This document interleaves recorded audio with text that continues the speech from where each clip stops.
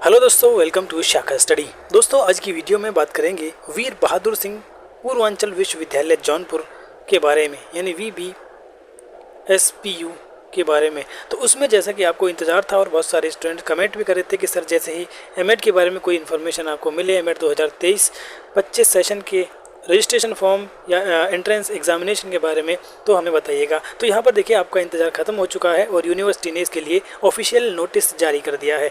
तो उन सभी नोटिस के बारे में, जो भी एमएड के बारे में यूनिवर्सिटी ने जारी किए हैं, आज की वीडियो में बात करेंगे। ठीक है, तो मैं यहाँ पर आप देख रहे हैं वीर बहादुर सिंह पूर्वांचल यूनिवर्सिटी की ऑफिशियल वेबसाइट पर हूँ और अभी मैं आपको यहाँ पर दिखाने वाला हूँ कि कौन कौन से नोटिफिकेशन यहाँ यूनिवर्सिटी ने एमएड को लेकर जारी किए हैं और उसके जो रजिस्ट्रेशन फॉर्म है वो कब से स्टार्ट हो रहे हैं और कब तक आप फिल कर सकते हैं, और उसके अलावा उसकी जो लास्ट डेट है वो कब है और एग्ज़ाम आपका कब होने वाला है। साथ ही साथ यूनिवर्सिटी में टोटल सीट्स जो है वो कितनी हैं उसके बारे में भी यहाँ पर बात करेंगे। तो चलिए फटाफट से देखते हैं कि यहाँ पर नोटिफिकेशन में क्या कहा गया है। तो देखिए, जैसे ही आप इस वाले ऑप्शन पर आएंगे एग्जामिनेशन नोटिस और सर्कुलर वाले में, तो यहाँ पर आपको ये सारे नोटिस देखने को मिल जाएंगे।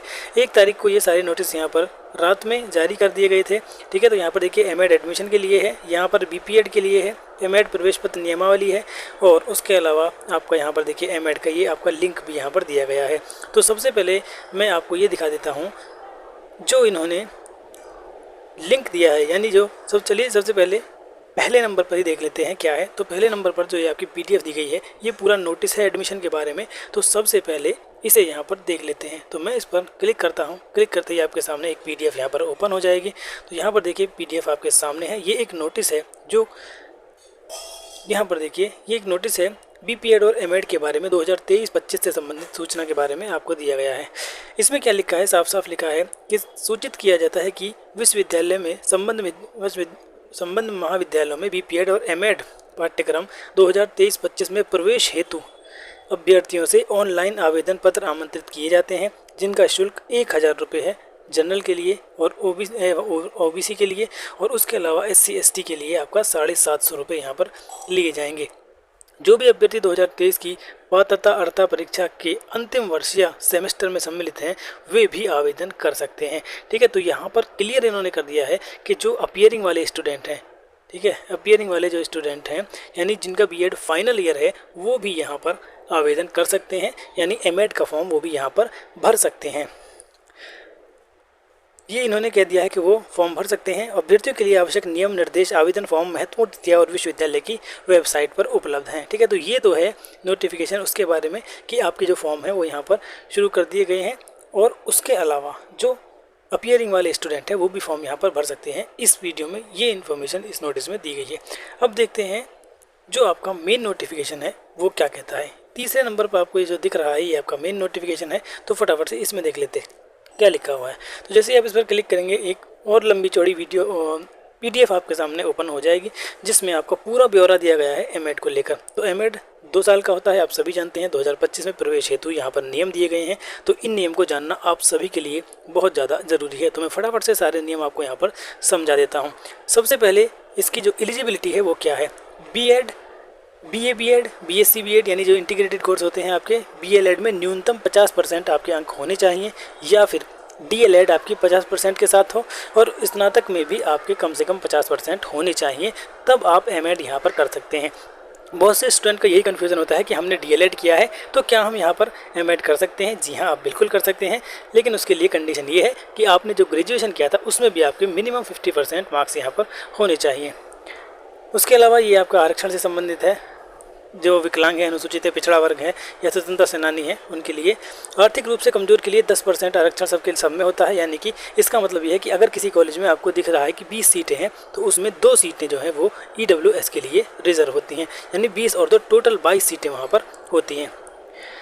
इसमें देखिए, प्रवेश परीक्षा में प्राप्त अंकों के आधार पर वरीयता क्रम में प्रवेश दिया जाएगा, यानी कि जिसके जितने ज़्यादा मार्क्स होंगे उसको उतना ही यहाँ पर उसको उसी हिसाब से यहाँ पर एडमिशन दिया जाएगा। ऐसे अभ्यर्थी जो वर्ष 2023 की अर्हता परीक्षा में अंतिम वर्ष या सेमेस्टर में सम्मिलित हो रहे हैं, वे सभी आवेदन हेतु अर्ह माने जाएंगे। यानी कि जो अपीयरिंग स्टूडेंट है, यहाँ पर भी ये क्लियर कर दिया गया है 5वां पॉइंट।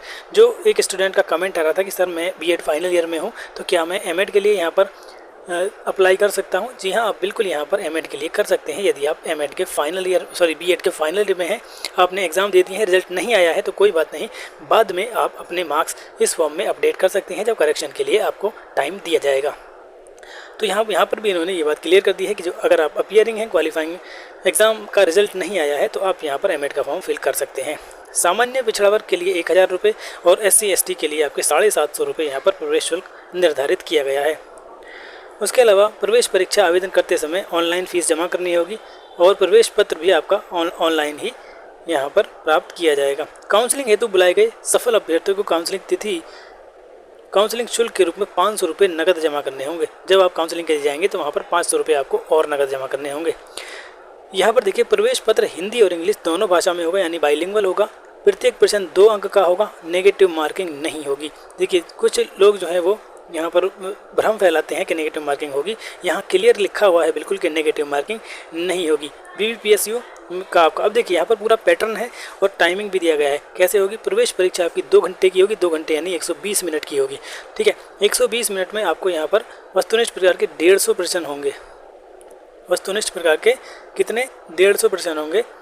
तो 150 में देखिए किस तरह से इनका मतलब इनको डिवाइड किया गया है। हिंदी के आपके 10 क्वेश्चन होंगे, अंग्रेजी के आपके 10 होंगे, करंट अफेयर के 10 होंगे, मानसिक योग्यता यानी मेंटल एबिलिटी के आपके 10 होंगे और बीएड पाठ्यक्रम जिसे आप सब्जेक्ट कॉम्पिटेंस कहते हैं, उसके आपके यहाँ पर 100 क्वेश्चंस पूछे जाएंगे।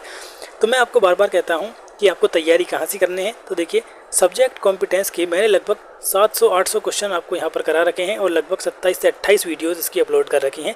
प्लेलिस्ट में जाइए या वीडियो के डिस्क्रिप्शन में भी आपको लिंक मिल जाएगा। सब्जेक्ट कॉम्पिटेंस के नाम से जाकर सारी वीडियो देख लीजिए। मेरी गारंटी है कि आपने अगर अच्छे से वीडियोज़ को देख लिया, एक एक क्वेश्चन को कर लिया और जो भी इंस्ट्रक्शंस मैंने बीच बीच में दिए हैं उनको आपने फॉलो कर लिया तो डेफिनेटली आपको यहाँ पर गवर्नमेंट सीट मिल जाएगी। अभी हम आगे बात करेंगे कि किस कॉलेज में कितनी सीट हैं और टोटल कितनी सीट पर यहाँ पर इस वीर बहादुर सिंह पूर्वांचल यूनिवर्सिटी में एमएड के एडमिशन होने हैं।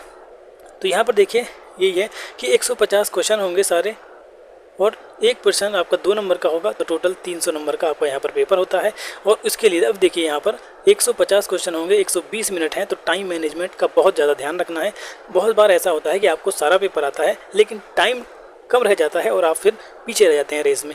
तो इसलिए आपको इसका बहुत ज़्यादा ध्यान रखना है कि टाइम को बहुत अच्छे तरीके से मैनेज करना है और 2 घंटे में 150 क्वेश्चन, 2 घंटे में नहीं बल्कि ये आपको 110 मिनट में ही करने होंगे और 10 मिनट में आपको फिर सारा चेक करना है। बल्कि मैं तो ये कहूँ कि 100 मिनट में आपको ये सारे क्वेश्चन करने हैं और बाकी बच्चे क्वेश्चंस जो आप रिव्यू के लिए छोड़ देते हैं, बाकी बच्चे 20 मिनट में आपको वो भी करने होंगे। तो इस तरह से 150 प्रश्न आपको 120 मिनट में करने हैं। अब ये देखिए, यहाँ पर यह रूल बताया गया है कि 2 या 2 से अधिक अभ्यर्थियों के अगर अंक समान हैं तो यदि उनमें एक VBSPU से है और दूसरा स्टूडेंट जो है वो किसी और यूनिवर्सिटी से है, तो उसमें जो वरीयता दी जाएगी यानी जो प्रेफरेंस दी जाएगी वो अपनी यूनिवर्सिटी के स्टूडेंट को दी जाएगी। और अगर ऐसा होता है कि दोनों ही स्टूडेंट आपके सेम यूनिवर्सिटी के हैं तो फिर जो उम्र में बड़ा होगा यानी आयु में जिसकी आयु ज़्यादा होगी उसको वरीयता यहाँ पर दी जाएगी। अब यहाँ पर सीटों का जो है वो दिया गया है कि किस कॉलेज में कितनी सीट हैं और जो आपका गवर्नमेंट है या फिर वो आपके सेल्फ फाइनेंस हैं। तो यहाँ पर देखिए, राजा हरपाल सिंह महाविद्यालय में आपकी 50 सीटें हैं। देखिए, ये 50 सीटें जो हैं इनके अलावा 5 सीट और होती हैं क्योंकि EWS का 10% कोटा है, तो इसमें 5 सीटें आपकी और होती हैं। तो इस तरह से यहाँ पर टोटल सीट जो है वो 55 सीटें होंगी। ये आपके अनुदानित हैं। ठीक है, उसके अलावा तिलकधारी स्नातकोत्तर महाविद्यालय आपकी सेल्फ फाइनेंस है। RSKD PG कॉलेज आपकी सेल्फ फाइनेंस है, इसमें भी आपकी 50 सीटें हैं। उसके अलावा जय बजरंग महिला महाविद्यालय, ये भी आपका सेल्फ फाइनेंस है, 50 सीटें हैं, ये आपकी महिला अभ्यर्थी के लिए। गुरु फूलचंद महाविद्यालय आपका ये सेल्फ फाइनेंस है, इसमें भी 50 सीटें हैं। गोपीनाथ महाविद्यालय देवली, ये भी आपका सेल्फ फाइनेंस है और यहाँ पर भी आपकी 50 सीटें हैं। तो इस तरह से यहाँ पर आपकी कुल 300 सीटें हो जाती हैं। यानी कि जो आपकी पूर्वांचल यूनिवर्सिटी है उसमें एमएड पर जो एडमिशन होंगे वो 300 प्लस 10% सीट आपकी EWS की होती है, तो टोटल 330 सीट पर यहाँ पर आपके एडमिशन होने होते हैं। अब यहाँ पर एक और महत्वपूर्ण चीज़ दी गई है, काउंसलिंग के समय उन्हीं महाविद्यालय में प्रवेश मान्य होगा जिन महाविद्यालय में प्रवेश हेतु मानक पूर्ण होंगे। यानी कि जिनमें आपके आप मानक को पूर्ण कर रहे होंगे, नॉर्म्स को, कंडीशंस को, रूल्स को, उसी में ही आपको एडमिशन मिल पाएगा। सबसे इम्पोर्टेंट पॉइंट 14वां है, आपको ऑनलाइन फॉर्म भरने की जो प्रारंभिक तिथि है वो 29 जून है। यानी कि आपके जो फॉर्म है वो यहाँ पर स्टार्ट हो चुके हैं और फॉर्म भरने की जो अंतिम तिथि होगी वो 31 जुलाई होगी, यानी 1 महीने से ज़्यादा का टाइम उन्होंने दिया है। तो लास्ट डेट का इंतजार बिल्कुल भी ना करें। कई बार ऐसा होता है कि आपकी फ़ीस अटक जाती है और वो कम से कम 24 से 48 घंटे लेता है कन्फर्म करने में, इसलिए जल्द से जल्द अपने फॉर्म यहाँ पर फिल कर दें। उसके बाद 5 दिन बाद आपको क्या है संशोधन के लिए यानी करेक्शन के लिए यहाँ पर टाइम दिया जाएगा। उसके बाद 19 अगस्त को आपका यहाँ पर प्रवेश पत्र जो है डाउनलोड होगा और परीक्षा तिथि जो है वो आपकी 26 से 27 अगस्त 2023 को यहाँ पर प्रस्तावित की गई है।